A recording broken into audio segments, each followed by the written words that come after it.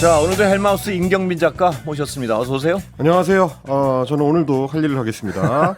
청취율 조사 기간 맞아서 저희가 선물을 준비했습니다. 다음 주 월요일까지는 청취율 조사 전화가 갈 수 있으니까요. 여러분께서 조금 며칠만 더 힘을 내주셨으면 좋겠습니다. 방송 중에 좋은 의견이나 따끔한 의견을 보내주신 분들 가운데서 추첨을 해가지고 오늘은 한 분께 무려 백화점 상품권 10만 원권이 갑니다. 그리고 총 5분께는 커피 쿠폰을 보내드리도록 이제 준비를 했고요. 저희가 청취율 조사 기간 동안에 이벤트를 여러 번 했는데 백화점 상품권은 처음인 것 같아서 큽니다. 예, 저도 지금 방송 중이라도 좀 보내봐야 되나라는 생각이 드는데 자, 문자는 샵 8001번으로 주시면 되고요. 짧은 문자는 50원, 긴 문자 100원의 정보 이용료가 붙습니다. 백화점 상품권 10만 원. 네. 꼭 많이들 참여하시기 바라겠습니다. 네.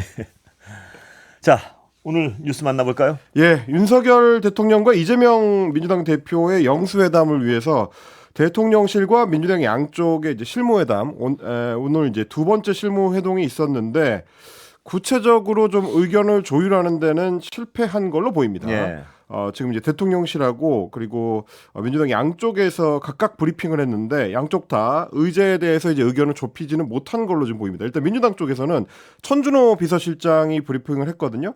구체적인 의제를 정해 놓고 나서 윤 대통령하고 이재명 대표가 만나야 된다라는 입장을 여전히 고수를 하고 있습니다. 근데 이제 의제를 단순히 이제 정해서 어떤 논의를 한다라는 것뿐만이 아니라 대통령실에서 그 의제에 대해서 어느 정도의 결론을 일종의 이제 그 답안지를 민주당 쪽에 이제 제시를 해야 거기에 대해서 우리가 이제 준비를 해가지고 들어갈 거 아니냐. 네. 이런 게 지금 천준호 비서실장의 브리핑 내용이었고 반대로 이제 대통령실에서는 그 의제에 대해서 별다른 제한을 두지 말고 좀 이제 폭넓게 의견을 나누자라는 식으로 지금 대응을 하고 있습니다. 예. 홍철호 정무수석이 조금 전에 이제 기자들한테 브리핑을 했는데 거기서도 1안, 2안, 3안, 4안, 5안이 있다고 해서 뭐 1안은 수용하고 2안은 뭐 거부하고 3안은 뭐 부분 수용하고 이런 방식으로 받을 수는 없는 일 아니겠느냐. 예. 전체적으로 의제를 좀 열어놓고 두 분이 직접 만나서 이야기할 수 있는 기회를 만들어야 된다. 이제 이런 취지였고요. 게다가 이제 구체적으로 하나하나의 현안에 대해서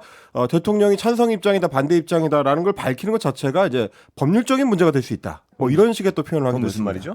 그러니까 뭐 일테면 국회에서 논의해야 될 사안인데 특검법 같은 경우에도 그거에 대해서 대통령이 찬반 입장을 밝혀버리면 그게 이제 여당한테 일종의 그 가이드라인이 될 수도 있는 거 아니냐. 그 잘못하면 문제가 될 수도 있다. 이런 취지의 얘기였습니다. 그게 법률가들의 공통적 의견은 아닌 것 같은데요. 언뜻 들으면 모르겠습니다. 예. 그리고 뭐 저도 이제 그 브리핑 내용을 보면서 사실 그 전에도 대통령이 의회에서 다루는 사안들에 대해서 꽤 적극적으로 이제 의견 표명을 했던 경우들이 있었기 때문에 예. 이거는 왜 안 된다는 건지 잘 모르겠다. 뭐 그리고 아니 들었습니다. 이거는 안 된다는 거에 이거의 그 법률적인 부분도 과연 그게 걸리는가도 법률가의 의견을 들어봐야 될 것 같습니다. 그렇습니다. 그게 왜 걸리지 않은 생각이 딱 그리고 드는데요. 예. 뭐 특정한 어떤 그 국정 현안들에 대해서 대통령이 본인의 입장을 밝히는 게 법률적으로 문제가 글쎄요. 되는 사안인가 뭐 이런 아주 것들도 그렇고. 좀 약간은 좀 어떤 독특한 해석 같기도 하고요, 법률에. 그래서 제가 이제 오늘 양쪽의 브리핑을 다 이제 들어본 결과로 보자면 결국에 이제 수비와 공격 쪽의 입장이 각각 다른 것 같은데 예. 수비를 해야 되는 대통령실 입장에서 봤을 때는 전반적으로 의견을 나누겠다라는 식으로 이제 크게 열어놔 버리면 예. 개별 사안에 대해서는 대통령이나 대통령실이 어떤 입장을 갖고 있는지 미리 밝힐 필요가 없어지고요. 네. 그리고 만나고 나면 소위 말하는 이제 사진을 찍고 나면 그 뒤에는 결렬이 되더라도 부담을 양쪽이 나눠 가지게 되는 거기 때문에 그 부분에 있어서 이제 어떤 전략적인 판단을 이렇게 내린 것 같고 민주당 입장에서 봤을 때는 오랜만에 2년 만에 만들어진 영수회담인데 결과물도 못 얻어오고 그냥 회담이 끝나게 돼버리면 정치적 부담을 오히려 야당 쪽에서 지게 될 수가 있다. 그 전에 뭔가 좀 더 확실한 어떤 입장을 받아놓고 시작을 하고 싶다. 이런 취지인 것 같습니다. 그러니까 한두 가지는 또 양보의 뜻을 미리 밝혀야지 네, 회담에 들어갈 수 있다. 지금 이런 입장 같고요. 그렇습니다. 대통령실에서는 일단 쭉 들어보고 네. 사진은 찍겠다. 그렇습니다. 그 이후에는 안 할 수 뭐 약속은 못 하겠다. 그렇습니다. 이게 정무적으로 봤을 때 대통령 입장에서는 야당 대표의 의견을 청취하는 모양새만 하더라도 뭐 나쁠 거 없는 그림이기 때문에. 근데 지금 모양새를 보면 어떤 사안도 들어줄 생각은 없는 것 같습니다. 아직까지는 보면. 왜냐하면 사과의 부분은 불가능하다는 식으로 벌써 얘기가 흘러나오고 그렇습니다. 있고요. 왜냐하면 대통령이 수차례에 걸쳐서 국정 기조는 옳다 그랬는데 그 국정 기조를 사과해야 되니까 그렇습니다. 그건 싫다 그랬고 최상병 특검 또 오늘 윤재옥 원내대표 강하게 거부하는 입장. 강하게 거부했죠. 거기 가장 어떤 건드리기 힘든 김건희 여사 특검 그것도 뭐 받아들일 것 같지는 않고요. 그러다 보니까 전체를 들어보고 거부하겠다 뭐 이런 어떤 뉘앙스가 아닌가 하는 어떤 추정이 가능한데요. 뭐 추정으로 치자면 네. 뭐 그럴 것 같습니다. 왜냐하면 이제 들어줄 것 같았으면 개별 사안에 대해서는 구체적으로 오케이 사인을 보내줄 수도 있었기 때문에 그렇겠죠. 뭐 그렇지 않은 상황으로 봤을 때는 대통령실 입장에서 제가 이제 좀 전에 설명드렸던 것처럼 포괄적으로 들어보고 의견을 청취했다는 그림만 만들어도 나쁠 것 없다. 이제 이런 판단이 좀 예. 섞여 있는 것 같습니다. 이거 그러면 그 실무회담 자체가 쉽지 않겠는데요. 쉽지 않을 것 같습니다. 좀 전에도 이제 민주당 입장을 보니까 일단 회의를 해봐야 된다라고 이제 권혁기 정무실장이 이제 이야기를 하는 걸 봐서는 민주당 내에서도 이 회동을 어떻게 끌어갈 건지에 대한 이제 고심이 좀 있는 것 같고요. 예. 대통령실 입장에서는 어쨌든 공을 던져놓은 상황이기 때문에 조금 더 여유가 있다 이렇게 봐야 될 텐데 다만 양쪽이 다 3차 회동, 3차 실무회동을 언제 할 거냐. 네. 날짜를 좀 정하지를 못했습니다. 그러니까 이런 상황으로 봤을 때는 일단 뭐 저희가 예상했던 것처럼 이번 주 안에 회동이 이루어질 가능성은 이제 없어졌고요. 예. 다음 주로 넘어간다고 하더라도 과연 날짜를 얼른 잡을 수 있을 것이냐. 이런 거는 좀 걱정이 되는 상황입니다. 더 심한 어떤 추측을 좀 해보면 무산 가능성까지도 완전히 배제할 수는 없는 거 아닌가요? 그렇습니다. 예. 이게 서로가 갖고 있는 입장이 너무 다르기 때문에 예. 이럴 경우에는 서로 눈치 보는 국면이 좀 길어질 수도 있습니다. 예전에 이제 김기현 전 국민의힘 대표 시절에도 회동 제안을 해서 서로 이제 만나서 토론하자라는 이야기까지 됐는데 결국은 뭐 서로 약간 왔다 갔다 하는 핑퐁이 오가다가 흐지부지 되고 말았거든요. 근데 저는 잘 모르겠는 게 대통령실의 어떤 상황 파악인데요. 네. 상황 판단인데 만약에 대통령실에서 지금 의도한 대로 지금 의도는 그거 같습니다. 네. 의도를 추측하면 쭉 들어주고 경청하는 자세로 쭉 들어주고 모든 건 불가능하다 지금 상황에서 네. 이렇게 하면 정치적 부담이 꽤 클 텐데요. 그쪽이 그게 쉬운 거라고 생각하는지는 않나 싶은데 그렇게 했을 경우에 그 부담이 과연 야당한테만 갈까요? 지금 이 총선 참패 국면에서 야당 대표가 성의 있게 이거는 꼭 해야 됩니다고 얘기했을 때 대통령이 다 못합니다. 이것도 쉬운 정치적 부담은 아닐 것 같은데요. 쉽게 생각하는 거 아닌지 모르겠습니다. 이제 아마도 현재 정국을 전체 조망하는 입장에서 봤을 때는 단선적으로 혹은 이제 그 단기적으로 봤을 때는 야당 대표하고 만나서 회동을 했다. 그래서 이제 들어보는 모양새를 만들었다까지를 정치적 이득으로 보면 그거는 이제 단기적으로는 가능할 수 있습니다. 글쎄요. 예. 근데 이제 말씀하신 것처럼 곧 22대 국회가 이제 개원을 하게 될 테고요.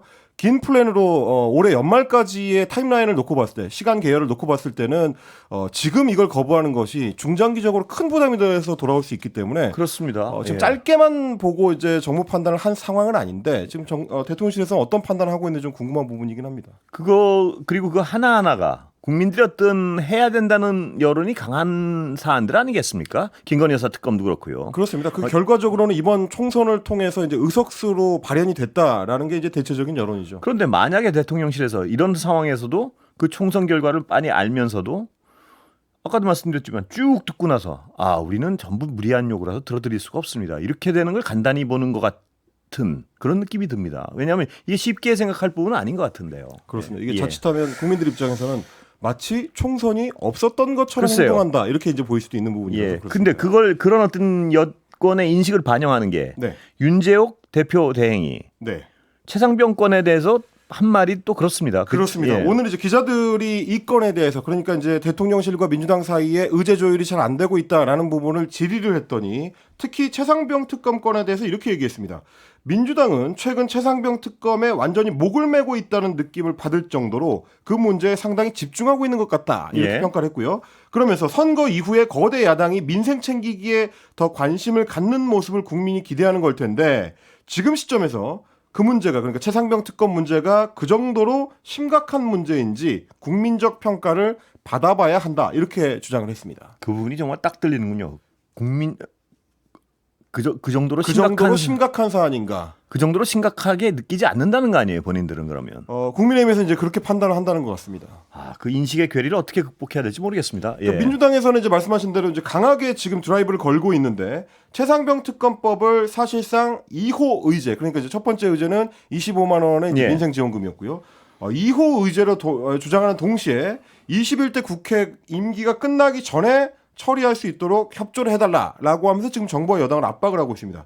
홍익표 민주당 원내대표 같은 경우에는 21대 국회를 마무리하기 직전까지 해야 될 세 가지 과제. 예. 이태원 참사 특별법, 최상병 사망 사건 특별법, 그리고 전세 사기 특별법 처리. 이걸 이제 꼽았고요. 정성호 의원 지금 이제 국회의장에 도전하고 있는데 MBC 라디오 김종배의 시선 집중에 출연을 해서 이 건에 대해서는 대통령께서 부담이 된다고 하더라도 적극적으로 수용을 해야 되고 민주당에서도 최소한 최상병 특검에 대해서는 요구를 안 할 수가 없다. 이렇게 강조를 했습니다. 서영교 최고위원도 마찬가지로 오늘 BBS 라디오에 출연해가지고 최상병 수사 외압에 대해서는 이게 대통령실이 연결되어 있는 사건이기 때문에 민주당에서만 요구할 게 아니라 대통령께서 오히려 먼저 이야기를 해야 된다. 이렇게 예. 얘기하고 있습니다. 그러니까 국민의힘에서는 이 사안을 좀 축소해서 가능하면 사이드 이슈, 그러니까 주변 이슈로 만들고 싶어하는 분위기고 민주당에서는 오히려 최상병 특검법이 이번 여야 영수회담의 핵심 의제이기 때문에 강력하게 주장하는 그러고 있는 상황입니다. 정치 협상에서 물론 어떤 자기가 보고 싶은 쪽을 보는 거는 뭐 일반적인 상황이겠죠. 그러나 이 최상병 건 같은 경우에는 국민 굉장히 대다수가 네. 분노를 하고 있는 상황인데 이거를 정치적인 어떤 자신의 입장에 따라서 별거 아닌 문제로 치부해 버리려는 게 이게 과연 국민들 정서에 맞는 일인가 하는 생각이 들지 않을 수 없습니다. 그러니까 여당에서는 어쨌든 국민적 여론이 어느 방향을 향하고 있는가를 좀 섬세하게 봐야 될 텐데 일단 이번 총선을 통해서 확인된 민심이 하나가 있고요. 총선 치러지기 전에도 이종섭 전 호주 대사와 관련된 사건이 터졌을 때 그때 여론이 어떻게 갔던 건지까지 이제 살펴보면 소홀하게 다룰 대상은 아니다 싶습니다. 그러니까 왜냐하면 이럴 때는 사실 이제 보수 언론들이 어떤 식으로 그 의제 설정을 해나가는가를 같이 볼 필요가 있는데요. 예. 오늘 이제 조선일보의 양상훈 칼럼을 보니까 굉장히 좀 이 사안을 이제 무게 중심을 크게 두고 이야기를 하고 네. 있습니다. 특히 최상병 특검법 같은 경우는 통과되더라도 정치적 타격이 크고 그리고 통과가 안 되더라도 진실을 외면하고 이제 민심을 외면한 어떤 효과가 발생을 해서 치명타가 될 수 있다. 이제 이런 취지의 글을 썼습니다. 만약에 특검이 무산되게 되면 정권 전체가 깊은 내상을 입게 된다. 예. 국민은 진실이 강제로 묻혔다라고 생각하게 된다. 이런 표현이 나오고요.